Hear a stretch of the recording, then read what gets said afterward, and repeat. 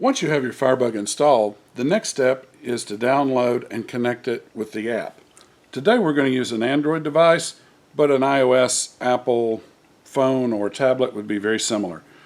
So since we're in Android, we're going to go to the Play Store. Obviously, if we were using iOS, we'd be going to the App Store. And you want to search for the apps. What we want is iFlame, first one that comes up. So let's click on that tile, and it's asking us, do we want to install the app? The answer is yes. So once you see the open come up, just click on that tile, and it's going to bring up the app. Now what we have to do first is to create an account. So this screen will show up many times for login, but for create an account, just click on that. It's asking us for a username. Just be sure that in the username and the password that you don't leave any spaces. So let's just have a username. Let's just go warehouse, since that's where we're doing this quick video. And then it's going to ask us for a password. You can use uppercase, lowercase, numerals, and then next we want to go to email, and we'll just type in my email. Now in the sign up process, to be sure that each account is unique and it's very secure, you're going to get the request to put in a confirmation code. And that confirmation code is going to be sent to the email address that we just typed in. Now, you can switch back and forth on your phone to get your email. If you're very adept at that, that's great. But I find often it's a good idea to have a secondary device handy. It just makes it simple to get to that email quickly. And you've got 90 seconds to do this. And that's not a real push, but don't go off and get a cup of coffee or anything, because 90 seconds later it's got to be in there, and again, that's just for security. So here you can see I got an email from iCloud, and it gives me my confirmation number. So let's type that in and hit confirm. Success. Warehouse has been confirmed. Now, it's going to ask us for what zone we're in, and zones is very beneficial for you. As you can see, I have home, I have office.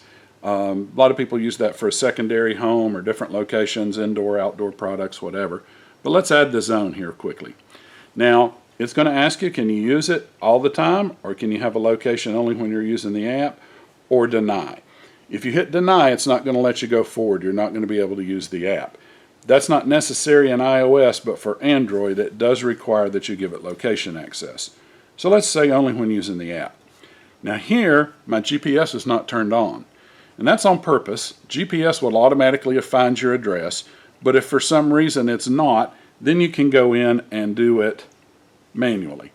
So we're going to do that right quick. So for enter zone, we called it warehouse, so I'm just going to call it warehouse again.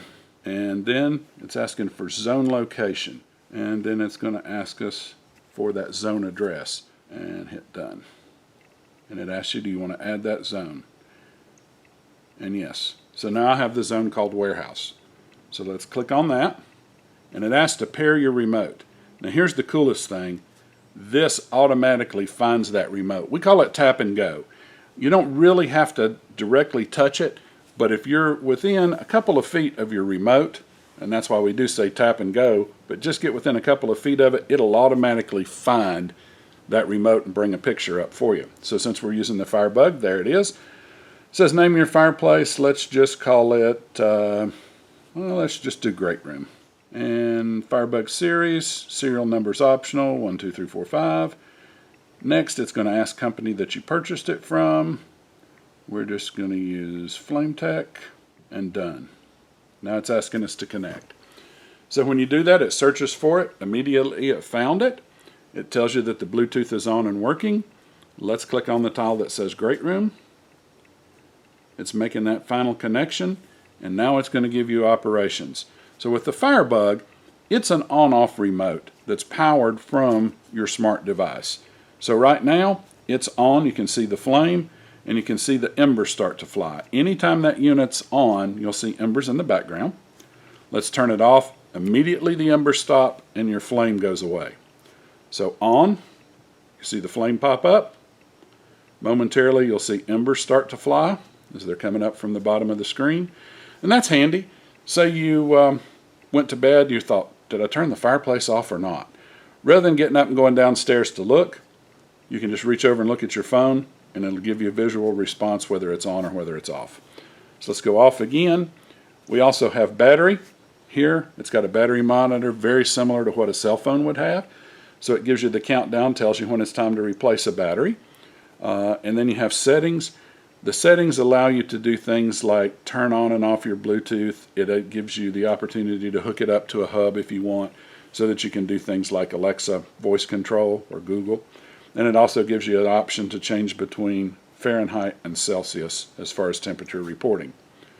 Once those things have been changed, then it goes back in, brings it up, and one last time, on, flame comes on, embers start to fly. You'll see them coming up from the bottom of the screen. And then when you're ready to turn off, just press off.